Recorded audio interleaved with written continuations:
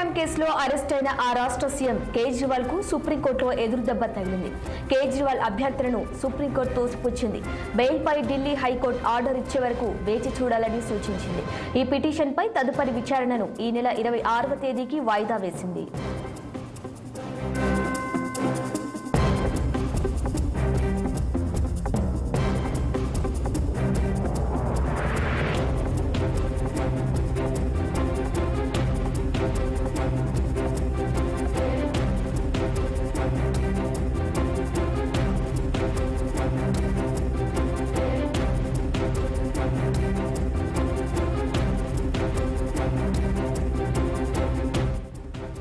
Delhi liquor scam కేసులో arrest అయిన ఆ రాష్ట్ర సీఎం కేజ్రీవాల్ కు సుప్రీంకోర్టులో ఎదురుదెబ్బ తగిలింది. కేజ్రీవాల్ అభ్యర్థనను సుప్రీంకోర్టు తోసిపుచ్చింది.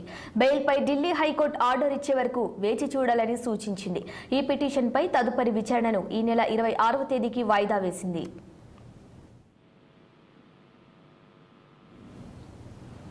ఇక ఇదే అంశంపై మరింత సమాచారం మా ప్రతినిధి అశోక్ అందిస్తారు. అశోక్, చెప్పండి. ఢిల్లీ లిక్కర్ కేసులో ఢిల్లీ ముఖ్యమంత్రి అరవింద్ కేజ్రీవాల్ కి సుప్రీంకోర్టులో ఎదురుదెబ్బ తగిలి చెప్పుకోవచ్చు. ఏదైతే ఆయన బెయిల్ మంజూరు చేస్తూ రౌజ్ రెవెన్యూ కోర్టు ఉత్తర్వులు ఇచ్చింది, దాన్ని సవాల్ చేస్తూ ఈడీ హైకోర్టును ఆశ్రయించింది. హైకోర్టు బెయిల్ పై స్టేను విధిస్తూ ఉత్తర్వులు ఇచ్చింది.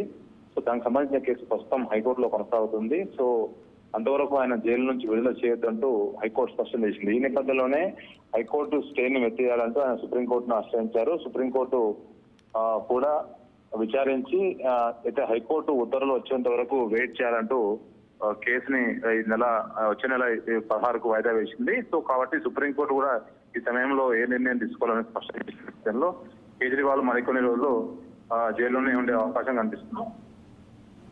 Okay, right Ashok, thank you.